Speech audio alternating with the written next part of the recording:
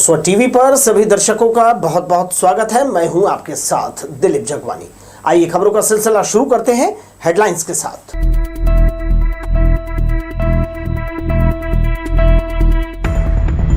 बिलासपुर लोकसभा से निर्दलीय प्रत्याशी ने भरा पहला नामांकन। दूसरे दिन 12 लोगों ने लिया फॉर्म। सप्तमी अष्टमी पर हैवी वाहनों के लिए रतनपुर मार्ग प्रतिबंधित, पुलिस गश्ती दल की रहेगी विशेष नजर। 3 दिवसीय बुरसरा बाड़ा का मेला संपन्न। शांति बनाए रखने पुलिस प्रशासन ने की थी चाक चौबंद व्यवस्था। और महिला और बच्चों के अश्लील वीडियो अपलोड करने वाले 11 लोग चढ़े पुलिस के हत्थे, की गई कार्यवाही। हमारे न्यूज हेडलाइंस के प्रायोजक हैं Makhija test tube baby centre Bilaspur. हम आपके परिवार को पूरा करते हैं। Makhija test tube baby centre, life begins here, Bilaspur, Chhattisgarh. आइए विस्तार से खबरें देख लेते हैं। बिलासपुर लोकसभा क्षेत्र से अपना पर्चा जमा कर निर्दलीय उम्मीदवार सालिकराम जोगी ने खाता खोल दिया। वे 7वीं बार आम चुनाव लड़ेंगे। कलेक्टर और जिला रिटर्निंग अधिकारी अवनीश कुमार शरण को उन्होंने अपना नामांकन पत्र सौंपा। नाम निर्देशन दाखिले के समय उनके साथ प्रस्तावक थे। 2 दिनों के सरकारी अवकाश के बाद सोमवार से नामांकन प्रक्रिया ने जोर पकड़ लिया है। भाजपा से तोखन साहू के नाम उनके एक प्रस्तावक ने नामांकन पत्र लिया है। एक कांग्रेस नेता के फॉर्म लेने की जानकारी मिली है। सोमवार को 7 निर्दलीय समेत कुल 12 नामांकन पत्र लिए गए, जिससे निर्वाचन आयोग को 2,62,500 रुपए निक्षेप राशि के रूप में जमा हुए हैं। एकमात्र फॉर्म निर्दलीय के रूप में दाखिल किया गया है। 19 अप्रैल अंतिम तारीख है। इसके बाद नामांकन पत्रों की स्क्रूटनी की जाएगी। गौरतलब है कि प्रदेश में तीसरे चरण के लिए बिलासपुर समेत 7 लोकसभा के लिए 7 मई को मतदान किया जाएगा। इधर बिलासपुर लोकसभा से देवेंद्र यादव की चुनावी डगर कई मुश्किलों से भरी हुई है। मुख्य प्रतिद्वंदी से पहले उनका सामना अपनी ही पार्टी के नेताओं से होना है, जो उन्हें टिकट देने का विरोध कर रहे हैं। प्रदेश कार्य समिति के सदस्य विष्णु यादव निर्दलीय चुनाव लड़ने सामने आ गए हैं। नामांकन दाखिल करने 3 दिन रह गए हैं, जिससे कलेक्टोरेट में सरगर्मी तेज हो गई है। इसके साथ राजनीति में नेताओं के बीच विरोध के स्वर बाहर आने लगे हैं।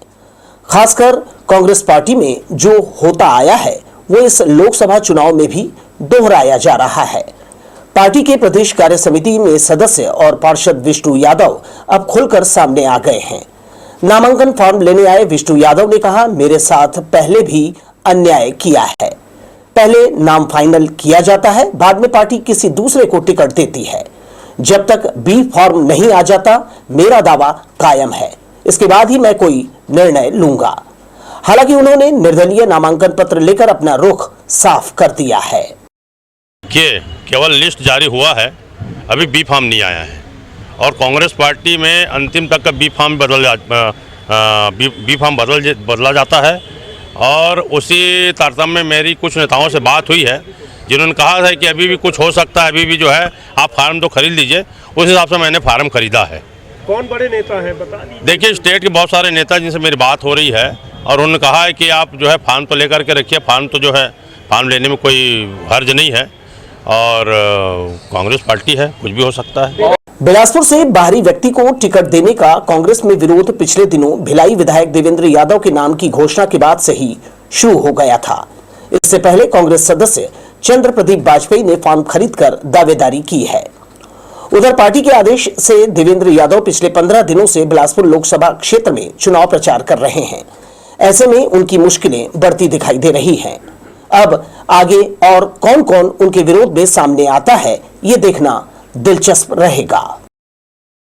कैमरामैन सतीश साहू के साथ दिलीप जगवानी, लोकसभा टीवी, बिलासपुर। जी हां, अभी तो ये शुरुआत है। चुनाव में देखिए होता है क्या। मतदान से पूर्व जिला निर्वाचन अमला लोगों को 100% मतदान करने के लिए लगातार प्रेरित कर रहा है। यही कारण है कि हर दिन कहीं न कहीं स्वीप कार्यक्रम के तहत मतदान को लेकर शपथ ली जा रही है। अन्य माध्यमों से भी लोगों को जागरूक करने का प्रयास जारी है। इसी कड़ी में मस्तूरी में शिक्षकों ने बाइक रैली निकालकर मतदाताओं को मतदान का संदेश दिया। आंगनवाड़ी कार्यकर्ता, स्वास्थ्य कार्यकर्ता, राजस्व, पंचायत विभाग सहित महाविद्यालय के कर्मचारी, अधिकारियों ने भी इस कार्यक्रम में अपना योगदान दिया। जिला प्रशासन ने सभी विभाग को अपने अपने तरीके से 100% मतदान के लिए आम जन में जागरूकता लाने के लिए जो है निर्देश दिए हैं। साथ ही शपथ पत्र में भी प्रेषित किया गया है, जिसको विभागीय अधिकारी अपने अपने कर्मचारियों के बीच शपथ दिला रहे हैं। स्वास्थ्य विभाग के तमाम कर्मचारियों ने 100% मतदान में अपनी सहभागिता सुनिश्चित करने शपथ ली। अब न सिर्फ सरकारी बल्कि निजी अस्पतालों में भी इस तरह के प्रयास किए जाएंगे ताकि मतदान से कोई भी नागरिक न छूटे। अपनी पूर्ण आस्था रखते हुए यह शपथ देते हैं कि हम अपने देश के लोकतांत्रिक परंपराओं की मर्यादा को बनाए रखने तथा स्वतंत्र, निष्पक्ष एवं शांतिपूर्ण निर्वाचन की गरिमा को अक्षुण्ण रखते हुए निर्भीक होकर धर्म, वर्ग, जाति, समुदाय, भाषा अथवा अन्य किसी भी प्रलोभन से प्रभावित हुए बिना सभी निर्वाचनों में अपना मताधिकार का प्रयोग करेंगे। मतदाता जागरूकता अभियान के तहत स्वीप 11 और मीडिया 11 के बीच सद्भावना क्रिकेट मैच का आयोजन किया गया। स्थानीय राजा रघुराज सिंह स्टेडियम में 12-12 ओवर का क्रिकेट मैच आयोजित किया गया, जिसमें स्वीप की टीम ने मीडिया 11 को 21 रनों से परास्त कर दिया। स्वीप टीम के कप्तान कलेक्टर अमनीश कुमार और मीडिया टीम की तरफ से कप्तानी प्रेस क्लब अध्यक्ष इरशाद अली ने की। खेल शुरू होने से पहले कलेक्टर ने मैदान में मौजूद सभी खिलाड़ी, युवा और दर्शकों को 100% मतदान की शपथ दिलाई। आगामी 7 मई को लोकसभा चुनाव में खुद मतदान करने और दूसरों को भी इसके लिए प्रेरित करने का संकल्प लिया। खेल के दौरान स्वीप की टीम ने टॉस जीतकर पहले बल्लेबाजी का निर्णय लिया। 104 रनों का भारी स्कोर खड़ा कर स्वीप 11 ने मीडिया 11 को 105 रनों का लक्ष्य दिया। मैच में निगम कमिश्नर अमित कुमार को मैन ऑफ द मैच का खिताब दिया गया। के नागरिक लोकतंत्र में अपनी पूर्ण आस्था रखते हुए यह शपथ लेते हैं कि हम अपने देश की लोकतांत्रिक परंपराओं की स्वतंत्र, निष्पक्ष एवं शांतिपूर्ण निर्वाचन की गरिमा को अक्षुण्ण रखते हुए निर्भीक होकर धर्म, वर्ग, जाति, समुदाय, भाषा अथवा अन्य किसी भी प्रलोभन से प्रभावित हुए बिना सभी निर्वाचनों में अपने मताधिकार का प्रयोग करेंगे। रतनपुर में महामाया देवी दर्शन के लिए जाने वाले श्रद्धालुओं की भीड़ को ध्यान में रखते हुए नवरात्रि की सप्तमी पर सभी प्रकार के भारी वाहनों का इस मार्ग पर जो है आवागमन पर प्रतिबंध लगा दिया गया है। इस दौरान ये गाड़ियां परिवर्तित मार्ग से चलेंगी। सुरक्षा की चाक चौबंद व्यवस्था की गई है। नवरात्रि के दौरान सुगम व सुरक्षित यातायात व्यवस्था के संचालन संबंधी निर्देश एसपी रजनेश सिंह ने ट्रैफिक पुलिस को दिया है। एएसपी ट्रैफिक नीरज चंद्राकर ने बताया कि 15 अप्रैल को चैत्र नवरात्रि के सप्तमी पर बिलासपुर सहित अन्य दिशाओं से रतनपुर आने वाले श्रद्धालु पदयात्रियों की भीड़ को देखते हुए पुलिस और ट्रैफिक बल लगाया गया है। 15 अप्रैल की शाम 5 बजे से ही सभी प्रकार के भारी वाहन, truck, trailer, Hyva, capsule, axle व मल्टी एक्सल गाड़ियों के रतनपुर की ओर प्रवेश करने पर प्रतिबंधित रहेगा। इसी प्रकार कार, दोपहिया वाहन इस मार्ग पर अपनी अपनी दिशाओं में नियंत्रित गति से परिवहन कर सकेंगे। उन्होंने बताया कि सभी पॉइंट पर जवानों की तैनाती की गई है। अष्टमी के दिन भीड़ कम होने के बाद रात्रि में पुनः सभी मार्गों का डायवर्सन हटाया जाएगा। रतनपुर में जो जाने वाले जो वाहन हैं, जो रतनपुर रोड क्रॉस करने वाले वाहन, तो वो सब वाहनों को, बड़े वाहनों को, जो मतलब जो ट्रक या मेटाडोर जैसे जो वाहन जो सामान परिवहन करते हैं, ऐसे को हम लोग अलग अलग स्थानों पर रोक रहे हैं ताकि उनकी सुविधा का भी ध्यान रखा जाए और किसी प्रकार से कोई दुर्घटना ना हो।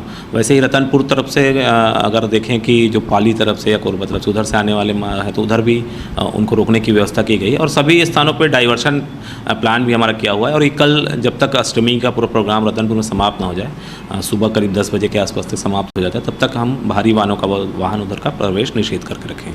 कोरबा मार्ग के जाली मोड़ से सीपत एवं मोपका, गुरु नानक चौक मोड़ से बिलासपुर सिरगिट्टी बाईपास से रतनपुर की ओर जाने वाले मार्गों का उपयोग दोनों दिशाओं के लिए कर सकेंगे। सप्तमी पर मार्ग प्रतिबंधित होने पर 15 अप्रैल की दोपहर 4 बजे से 16 अप्रैल पदयात्रा समाप्ति तक सभी प्रकार के भारी वाहन रतनपुर की ओर प्रवेश प्रतिबंधित होंगे। सप्तमी पर सभी प्रकार के मालवाहक Matador, tractor, Eicher, truck trailer, Hyva, tanker, axle और मल्टी एक्सेल वाहनों को रतनपुर मार्ग की ओर जाने से रोका जाएगा, जिसकी सतत निगरानी गश्त की टीम करेगी। लोकसभा टीवी के लिए कैमरामैन राजा खान के साथ भूपेंद्र सिंह राठौर की रिपोर्ट।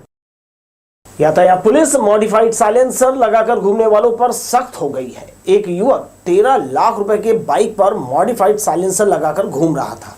यातायात पुलिस की टीम बाइक को जब्त कर थाने ले आई और वाहन से साइलेंसर निकाल दिया। वाहन चालक के खिलाफ चालानी कार्यवाही भी की गई है। यातायात एसपी नीरज चंद्राकर ने बताया कि बाइक पर मॉडिफाइड साइलेंसर लगाकर घूमने वालों के खिलाफ अभियान शुरू कर दिया है। इसके अलावा नंबर प्लेट पर स्लोगन और आड़े तिरछे नंबर लिखे होने पर भी कार्यवाही की जा रही है। शहर में रात के समय में लगातार जनता से शिकायत आ रही थी कि कोई बाइकर जो है वो बहुत तेज़ आवाज़ करके साइलेंसर से बहुत तेज़ आवाज़ जनरेट करता है, जिससे बुजुर्ग जो रहते हैं वो भी परेशान हो रहे थे, बच्चे भी परेशान हो रहे थे। तो इसको लेके हम लोग लगातार उसको ढूंढ रहे थे। कल पुलिस को इसमें सफलता मिली। एक कावासाकी निंजा गाड़ी है, उसकी कीमत करीब बताते हैं मार्केट में 13 लाख रुपए के आसपास है। उसको मॉडिफाइड किया गया, उसके साइलेंसर को मॉडिफाइड किया गया और बहुत ही गंदे ढंग से उसमें एक आवाज़ जनरेट किया जा रहा है, जिससे लोगों को बहुत ज़्यादा परेशानी हो रही थी। पुलिस ने उनके खिलाफ में कार्रवाई की है और उसको कोर्ट में प्रोड्यूस किया जाएगा। हिंदू संगठन से जुड़े एक युवक को मुंबई से अंडरवर्ल्ड डॉन दाऊद गिरोह के नाम पर गाली गलौज किया गया है। साथ ही इस सोशल मीडिया में किए गए एक पोस्ट को लेकर उन्हें धमकाया है। इसे लेकर हिंदू संगठनों में आक्रोश है। उन्होंने इसकी शिकायत सिविल लाइन थाने में की है। पीड़ित युवक धनंजय गोस्वामी ने बताया कि उसे रविवार को एक नंबर से कॉल आया। फोन करने वाले ने उसे पोस्ट हटाने की चेतावनी देते हुए परिवार समेत जान से मारने की धमकी दी है। पीड़ित की शिकायत सिविल लाइन पुलिस ने ले ली है। वहीं इस पूरे मामले की जांच के बाद कार्यवाही की बात कही जा रही है। इस पोस्ट करने के लगभग 1 घंटे बाद मुझे एक अज्ञात नंबर से फ़ोन आया। व्यक्ति को तो मैं नहीं जानता, लेकिन उस नंबर से फ़ोन आया और जिसने मुझे बताया कि मैं दाऊद गैंग से बोल रहा हूँ। मेरे बाप अकबर का पोस्ट को तुम डिलीट कर दो, नहीं तो ठीक नहीं होगा। तुम्हें और तुम्हारे परिवार को घर से उठा लेंगे। मैं चिंतित था, फ़ोन को स्पीकर ऑन पे रखा हुआ था। सब लोग थे मेरे साथ में और भी बहुत से लोगों ने इस चीज़ को देखा, लेकिन किसी ज्ञात व्यक्ति द्वारा इस प्रकार से धमकी देना समझ से परे है। मतलब अपराधियों के हौसले इतने बुलंद हो गए हैं कि वो व्यक्ति विशेष के कहने पे और व्यक्ति को फ़ोन लगाकर सीधे उसको डराने धमकाने की धमकी दे रहे हैं। सीधे मुंबई से अकबर खान के नाम से अगर फ़ोन आ रहे हैं, जो कि हमको डराते हुए हमारे परिवार को उठा लेने की बात कर रहे हैं। एक शिकायत मिली है कि किसी व्यक्ति विशेष के द्वारा फ़ोन के माध्यम से धमकी दी जा रही है, उनको जान से मारने की धमकी मिली है। इस संबंध में हमें जो आवेदन मिला है उसके बेसिस पे हमने एफआईआर रजिस्टर किया है। अभी हमने जो भी हमारे पास एविडेंसेस हैं, डिजिटल एविडेंसेस, उनको जब्त करेंगे। उसके बाद उसका एनालिसिस करने के बाद आगे विवेचना में प्रोसीड करेंगे। इधर सिटी कोतवाली के पास स्थित श्रीराम कपड़ा मार्केट के सामने एक युवक ने फांसी लगाकर अपनी जान दे दी। आसपास के लोगों ने सुबह फांसी पर झूलते हुए शव को देखा। उन्होंने इसकी जानकारी कोतवाली पुलिस को दी। मौके पर पहुंची पुलिस ने आसपास के लोगों से इस बारे में पूछताछ की। तब मृतक के बारे में पता चला कि वो ऑटो चलाता है, जिसका नाम रवि देवांगन है। पुलिस की सूचना पर मर्ग कायम कर शव को पोस्टमार्टम के लिए भेज दिया गया। प्राथमिक तौर पर घरेलू विवाद और मानसिक परेशानी के कारण आत्महत्या करने की बात सामने आई है। जांच के बाद और स्थिति स्पष्ट होगी। कायम कर लिया गया है और जांच हेतु वहां पुलिस अधिकारी को भेजा गया है। अभी प्राथमिक तौर पर जो है कुछ घरेलू विवाद और कुछ मानसिक परेशानियों के कारण फांसी लगाना पता चल रहा है और विस्तृत जानकारी मर्ग जांच के पश्चात ही जो है क्लियर हो पाएगी। शनिवार रात पुराना बस स्टैंड पहुंची पुलिस टीम ने शराब पीने के संदेह पर कार सवार युवक को पकड़ा। कार से बाहर निकाले जाने के बाद विवाद हो गया, जिसके बाद पुलिस वाले ने कार सवार को तमाचा जड़ दिया। इससे गुस्से में आए कार सवार युवक ने वर्दी फाड़कर झूमा झटकी कर सिपाही को तमाचे जड़ दिए। पुलिस की टीम यहां अचानक चेकिंग पर पहुंची थी। पुलिस ने इस मामले में आशीष सिसोदिया को पकड़कर थाने ले आई है, जिसे NSUI के नेता और कार्यकर्ता तारबार थाने पहुंचे छुड़ाने के गरज से। देर रात थाने में नेताओं और कार्यकर्ताओं का मजमा लगा रहा। तारबार थाना क्षेत्र में शनिवार को शाम के दौरान फुट पेट्रोलिंग के समय पुराने बस स्टैंड में कुछ लोगों द्वारा बेतरतीब वाहन खड़ी की गई थी। इस पर से पुलिस द्वारा वहां पे लोगों को वाहन ठीक तरीके से खड़े होने को कहा गया।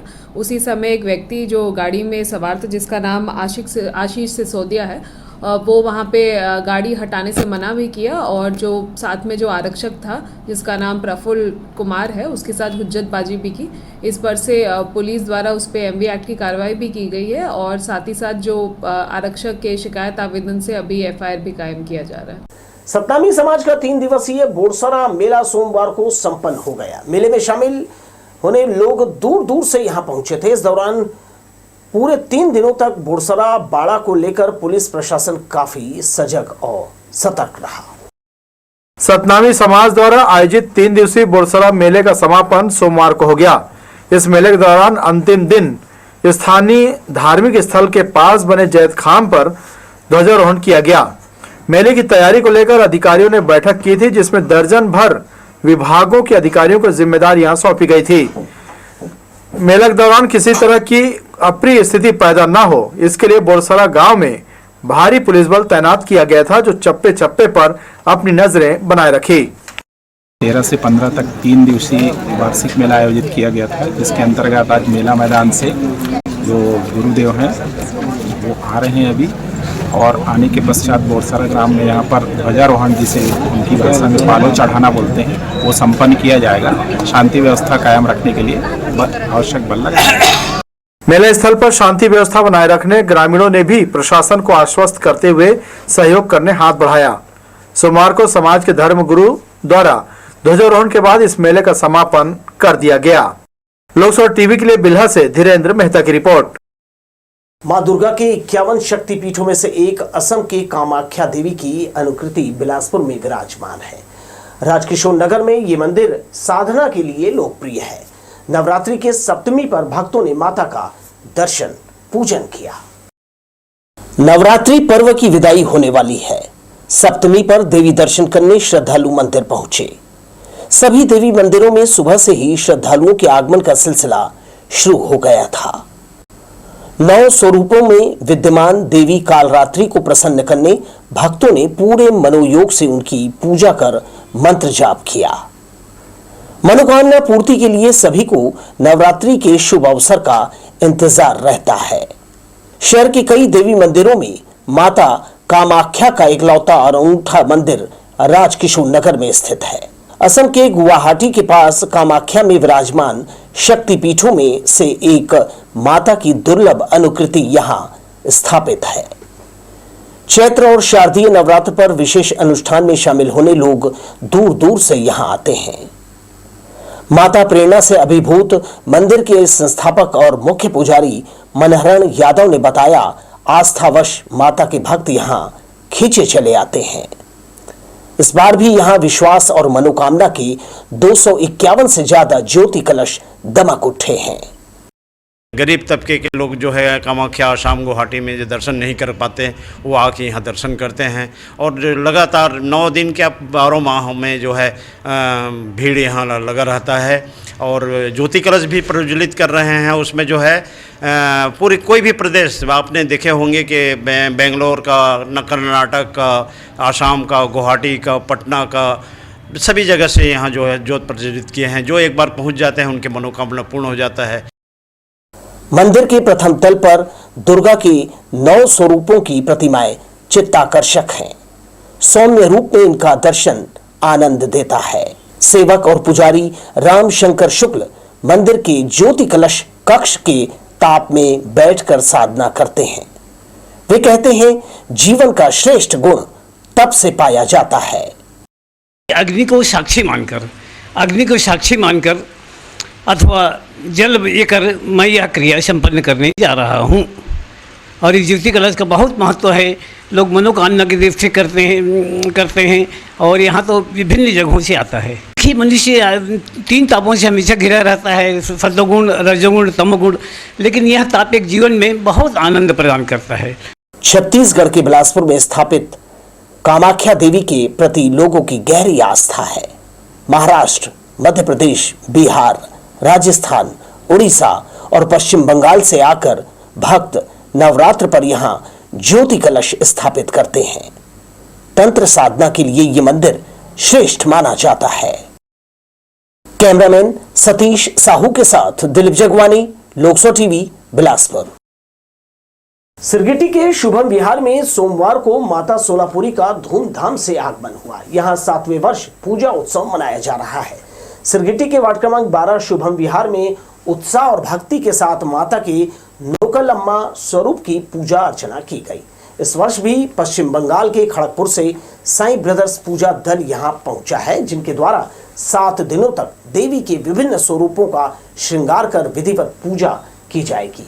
मान्यता है कि देवी का आह्वान करने से सर्व कल्याण और स्वास्थ्य प्रदान करती है। धार्मिक उत्सव से यहां उत्साह का वातावरण है। कल राटा डाला है हम लोग। आज सुबह माता का आह्वान लेके आया हुआ है, बूढ़ी माँ का मंदिर से यहाँ स्थापित किया है। 7 दिन यहीं पूजा होगा, माता का कुमकुम पूजा होगा और भोग रविवार को होगा। रविवार शाम को माता का विसर्जन होगा। ये है नोकालम्मा का रूप लेके आया हम लोग, जो वहाँ मंदिर से लेके आया वो नोकालम्मा का रूप से हम लोग आज लेके आया। ये माता पूजा इसलिए किया जाता है गांव पूरा अच्छा खुशी से रहने के लिए, हर साल हम लोग को शक्ति देने के लिए। कुछ दिनों पहले जिला पंचायत सीईओ आरपी चौहान ने अधिकारियों की बैठक लेकर सड़क से मवेशी हटाए जाने अभियान की प्रगति की समीक्षा की थी। बैठक में निर्देश दिए थे कि मवेशियों को सुरक्षित स्थलों में शिफ्ट करने, काउकेचर और सड़कों की मैपिंग का काम किया जाए। जिला पंचायत अधिकारी ने नोडल अधिकारी को प्रतिदिन डायरी का संधारण और मौका मुआयना करने कहा था, मगर ऐसा कुछ देखने को नहीं मिल रहा है। नेशनल हाईवे, बाईपास सड़क हो या फिर एयरपोर्ट मार्ग पर मवेशियों का जमावड़ा देखा जा सकता है। इन जानवरों को चलते वाहन चालकों को हर वक्त हादसा होने का भय सताता है। वैवाहिक सामान खरीदी के लिए चकरभाटा कैंप का बाजार अंचल में प्रसिद्ध है। यही वजह है कि लोग खरीदी करने यहां दूर दूर से पहुंचते हैं। विवाह लग्न शुरू होते ही लोग अपने जरूरत का सामान खरीदने चकरभाटा कैंप पहुंच रहे हैं। वैसे तो इस बाजार में जरूरत के हिसाब से लोगों का सारा सामान उपलब्ध हो जाता है। तेज धूप होने के बावजूद लोगों की यहाँ भीड़ देखी जा सकती है। कपड़े, राशन, सोने चांदी के आभूषण, वैवाहिक सामान सहित कई घरेलू सामग्री कम दाम में यहाँ उपलब्ध हो जाता है। आइए एक नजर फिर से हेडलाइंस पर।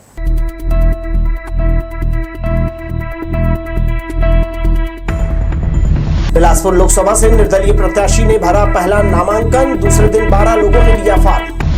सप्तमी अष्टमी पर हैवी वाहनों के लिए रतनपुर मार्ग प्रतिबंधित, पुलिस गश्ती दल की रहेगी विशेष नजर। 3 दिवसीय बुरसरा पाड़ा का मेला संपन्न, शांति बनाए रखने पुलिस प्रशासन ने की थी चाक चौबंद व्यवस्था।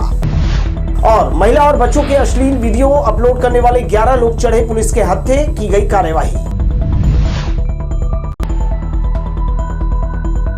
हमारे न्यूज हेडलाइंस के प्रायोजक हैं Makhija test tube baby centre, Bilaspur. हम आपके परिवार को पूरा करते हैं। Makhija test tube baby centre, life begins here, Bilaspur, Chhattisgarh. तो ये थी हेडलाइंस। बढ़ते हैं खबरों में। जिला पुलिस ने 48 घंटे के भीतर 11 मामलों में एफआईआर दर्ज की है। सोशल मीडिया में लोगों की सक्रियता को ध्यान में रखते हुए पुलिस की लगातार इस पर निगाह बनी हुई है।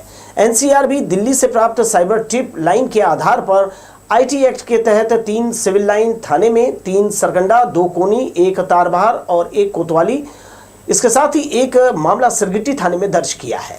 महिला और बच्चों के अश्लील फोटो वीडियो को सोशल मीडिया पर अपलोड किया जाना अपराध की श्रेणी में माना गया है, इसलिए इस तरह का कृत्य करने वाले लोगों के खिलाफ एफआईआर दर्ज की गई है।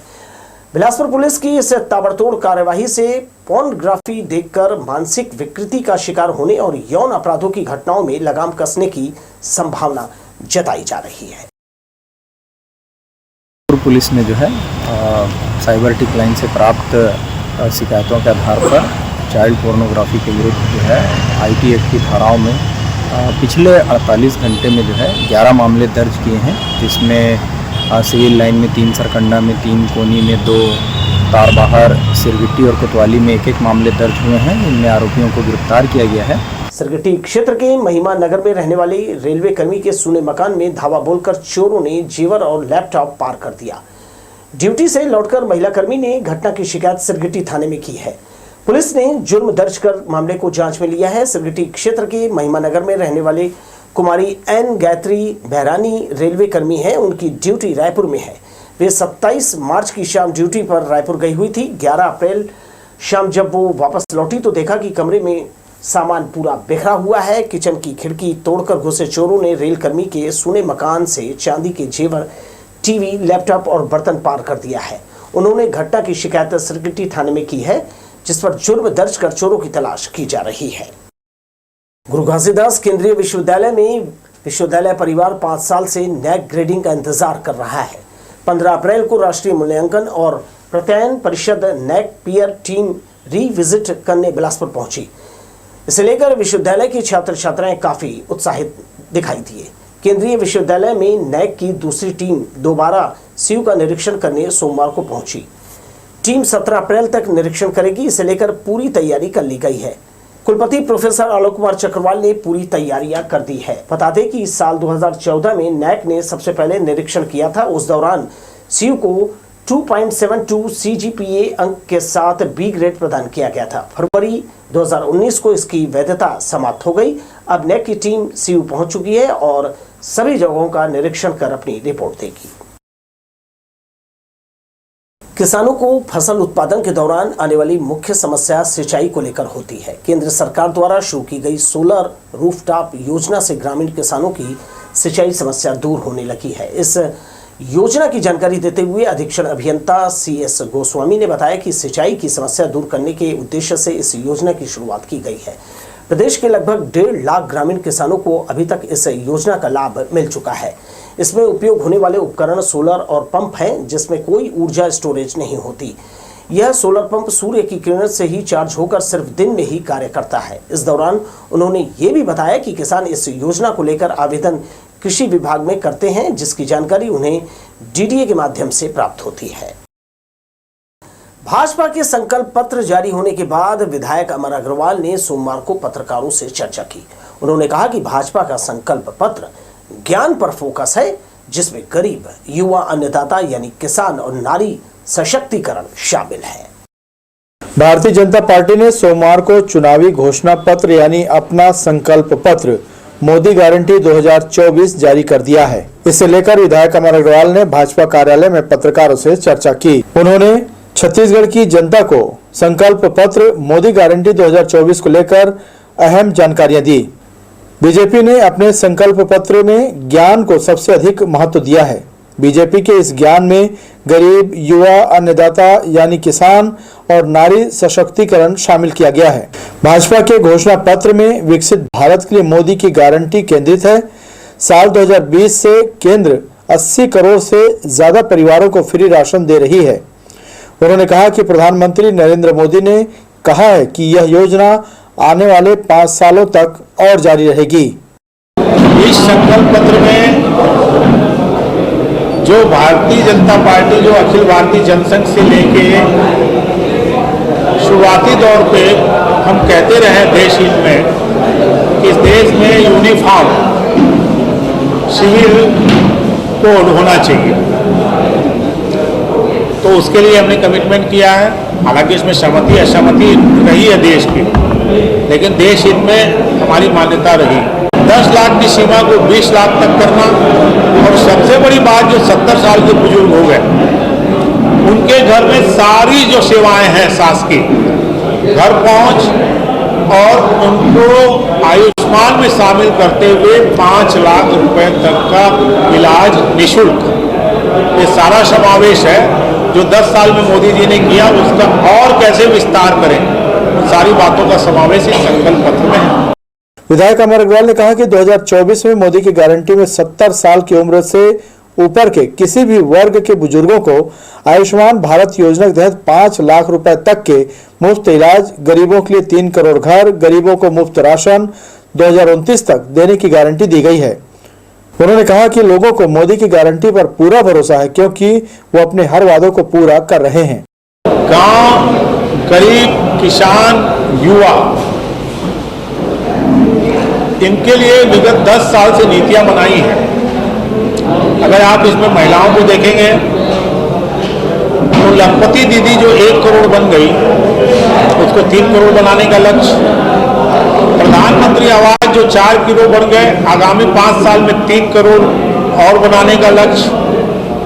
जो उज्ज्वला गैस मिली है उनको रिफिलिंग के लिए कहीं नहीं जाना पड़े, पाइपलाइन तक गैस पहुंचाने का लक्ष्य। और इसी प्रकार से जो स्व सहायता समूह की बहनें हैं उनको लोन उपलब्ध करा के मार्केट कैसे उपलब्ध हो, इसके लिए ई कॉमर्स में उनको बढ़ावा देना।